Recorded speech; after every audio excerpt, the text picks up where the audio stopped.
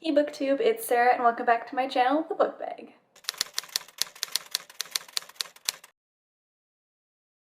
Today and for the next couple days I'm going to be doing a reading vlog style video.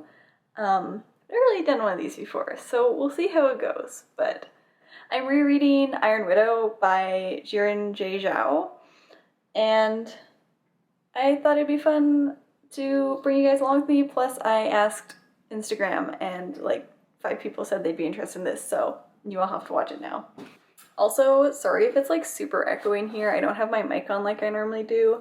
And all of our walls are completely bare because we are going to be moving in less than a month, so we have taken down all of our decorations and sent them back home. So everything's really echoey and also kind of messy and in the middle of being moved around. So I am currently 120-ish pages into the book, and as you can see, it's going very well. I have lots of little tabs. I'm trying to use up these like old post-it note tabs that I have. So I chose this kind of like angry cat sticky note because the main character, Xiran, is so angry all the time. Like, she is just the most rage-filled, wrathful person I've ever read about, and it's amazing. So I thought this little like cat sticker, angry cat sticker, suited the book very well. I read this first as an arc for my work in July, I think. And so when I first started rereading this, I forgot that like the first sentence after the prologue says, "For 18 years, my unibrow has saved me from being sold into a painful, terrifying death." And like, if that's not an excellent first line and an amazing start to a book, then like, I don't know what is. But so far it's been like super fun. I forgot how much I actually like this book. I mean, I talk about it all the time and I like hype it up at work and everything, but like, oh, it's so good. It's like so fast paced. There's so much stuff happening all the time. There's also like the writing's like very fun, very like quick, but there's also like some really nice lines in it. Like there's some really good quotes. Like for example, "It's as if I've got a cocoon shriveled too tightly around my whole being. If I had my way, I'd exist like that butterfly, giving onlookers no easy way to bind me with a simple label." And I was like, wow, so good. Or like, okay, you know in like the Shadow and Bone series, when the Darkling goes, "Fine, make me your villain," and everyone's like, oh my god. So there was this line in here that says, "But I have no faith in love. Love cannot save me. I choose vengeance." And I was like, oh my god, girl. Get him, girl. And that really, I don't know, reminded me a little bit of that, like, "Fine, make me your villain." There's a part later when she says, "Welcome to your nightmare," which I just loved. I thought that was so fun. I was like, yeah, you tell them. You show them who's boss. It's you. You're the boss. This book is pitched a lot as kind of like Handmaid's Tale meets Pacific Rim, but I think it's almost more Hunger Games meets Pacific Rim. I know the Handmaid's Tale comparison is because it's super feminist, but there is a lot of stuff in here that reminded me a lot of the Hunger Games, like a lot of the, you know, doing stuff for the cameras, for the media, trying to like manipulate the media to suit your own purposes, that sort of stuff, and the sacrifice of herself for her sister, sort of like in the Hunger Games, you know, Katniss volunteers in her sister's place, and in this, Xiran is like avenging her sister by trying to kill the pilot that killed her sister.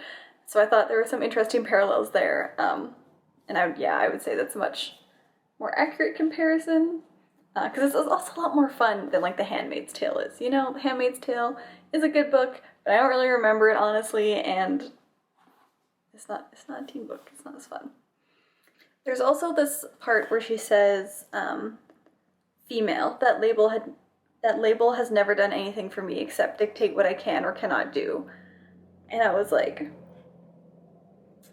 she may be like low-key non-binary, maybe? I don't know. Just kind of getting vibes that she's not a cis girl. I don't know. yeah, there's like a little part there where she talks about like the limitations of being female and how she doesn't really like feel like a woman, kind of.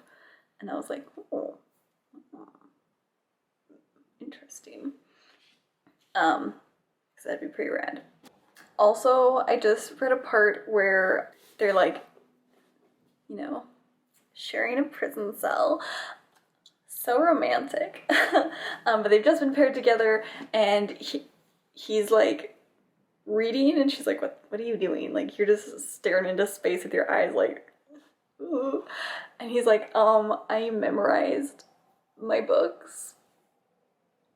He's like, yeah, I used to have these books, and then I memorized them, so if I imagine, like, think hard enough, I can like reread them in my mind. And I was like, this poor child.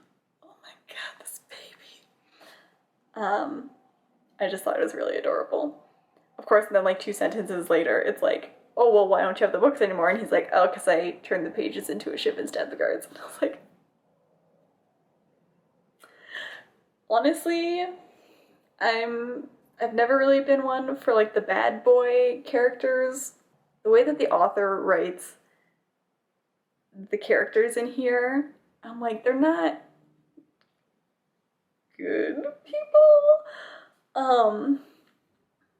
But like, man, I'm rooting for them. I'm not usually someone who enjoys like the bad boy, but I'm out here like, oh my god, Xiran, like, baby, so sad.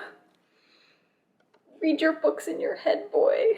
So I was actually part of the staff pick committee for Indigo, where I work, for October, and we chose Iron Widow as the book of the month, which is very exciting.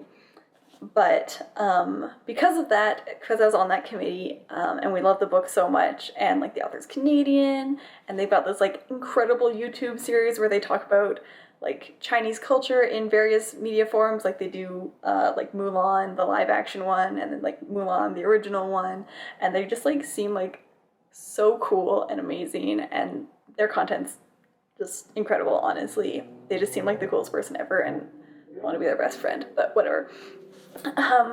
Fangirling aside, so we're doing like a meet and greet, like a virtual meet and greet with the author, on Tuesday. Today's Sunday, and so I'm trying to reread the book right now so that I can think up some questions or things to say about the book, so I don't just go, oh my god, you're like the coolest person ever, and just lose my mind. So I'm trying to come up with some, you know, big brain thoughts, and that's why I'm rereading Iron Widow. I mean, also because it's a great and 10 out of 10 book. But yeah, so hopefully my brain cells can spark a couple ideas and I won't come off sounding like a complete idiot. But I think I will get back to reading this, and next time you see me, I'm sure I'll have another like 10 tabs in my book.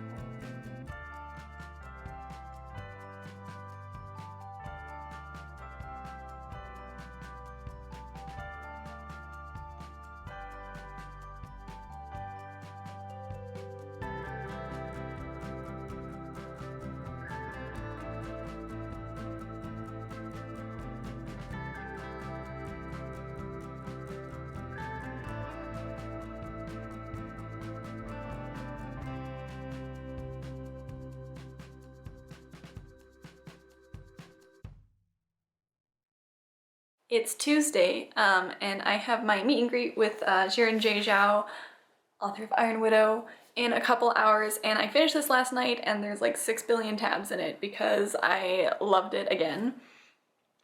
I totally forgot about the ending. Like, I knew, okay, spoilers starting now. I knew that at the ending they weren't on the same, like they weren't actually on Earth, they're on a different planet system. But I totally forgot that like the gods like send a message and are like, keep our secret, you can't tell anyone. And also that she like wakes the like emperor who's just been sitting in like a little ice coma waiting for someone to have a cure for his disease and wake him up. I feel like the last like 30 pages of this book are just like, what the heck? Like, it's just like a crazy, I mean, the whole book's a crazy ride, but like it just gets even more intense and like more ridiculous, not ridiculous. It gets more intense and like, so much happens. It goes from like 100 to like 5,000 in 30 pages and it's bonkers. And I'm so excited for the next one to come out, which I think isn't for like another year, sadly, but I'm really interested to see where this goes because I feel like it opens up a whole different avenue and like we can explore different parts of the like world building. Like we're gonna learn about what these like gods are that send them technology and stuff. Like, are they maybe satellites or something in the sky? Is there like a space station orbiting this planet? I don't know. It sounds really neat though. I also really loved the poly romance in here. It was so sweet. I do kind of wish there was like a little bit more lead up of the romance between Zetian and Yiji, and her and Shimin was okay. A little bit more romance between Zetian and the two guys. Like the lead up just felt a little lacking, I think. There's like when she gets together with Shimin, I was like, oh wait, what? You like him? So I think there could have been just like a couple more scenes of her, you know, being attracted to him or something. But it was still really good. The romance between the two guys was also very sweet. I really liked how they're always like, a triangle is the strongest shape. And it was very cute. It was really sweet.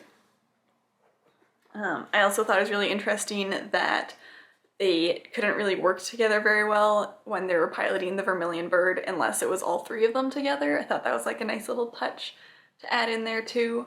And also like the like pilot wedding thing reminded me a lot of like the Hunger Games of when they're, you know, performing a relationship for the cameras in order to serve their own interests and like are using the media and the media is using them equally. I thought that was really cool and made me kind of want to reread the Hunger Games. I also think it's hilarious when they talk about like the balanced matches and they have like that one true match. It makes me think a lot of like the one true pairing in like fandom when people are like writing fanfic, they're like, oh, it's my OTP. It's my OTM. But yeah, overall, really enjoyed this again. I think being able to like slow down and read it a little bit more like thoughtfully was really great and made me enjoy it even more than the first time, and I'm super excited for my meet and greet. And hopefully I just don't sound like a complete idiot. Alright, so I just got off of the call for the meet and greet with Xiran Zhao, and they're like so sweet and so cool, and I just want to be their best friend. And they're like talking about a little bit about like what's coming in the sequel. And their like new book that's coming out next summer, which is like a middle grade book, which also sounds really good. They described it as like Chinese Percy Jackson meets Yu-Gi-Oh, which sounds great. I think there's a cover reveal coming from that in a couple weeks, but I'm just like so pumped. New favorite author, and I will probably buy anything that they write because they're just so cool. And they said that they really loved a book called Anti-Darken, so I guess I have to go out and buy that now and read it so that I can somehow become their best friend from Whole Province Way. But yeah, so that was really cool. It's very exciting to have the opportunity to like do a fun like group meet and greet with them, and yeah, it was a grand old time. Also, I'm wearing this kitten onesie because in their author photo, they they are wearing a cow onesie. And because they had made a bet with friends that if they ever published a book, they'd get their author photo taken in a cow onesie, so they did. And so we all dressed up in different animal onesies for the meet and greet, and they were also in their cow onesies, so it was very fun. And like nice and cozy too, because it's kind of rainy today. But it was really great. I hope you guys enjoyed this vlog style video. It's kind of something new, probably isn't the best it could be, but we're learning, we'll tweak it, we'll figure it out, maybe do some more in the future. Let me know if you've read Iron Widow, because I love finding people to scream about it with, and if you haven't, you should go buy it and read it, because it's really great. And the sequel will come out probably in like a year. So I have a long wait ahead of me, but it's worth it. I'm sure it's worth it. Thank you so much for watching. Don't forget to like and subscribe, and I will see you next time. And in here is Xiran. Why am I saying it in a French accent? And yeah, new best friend goals.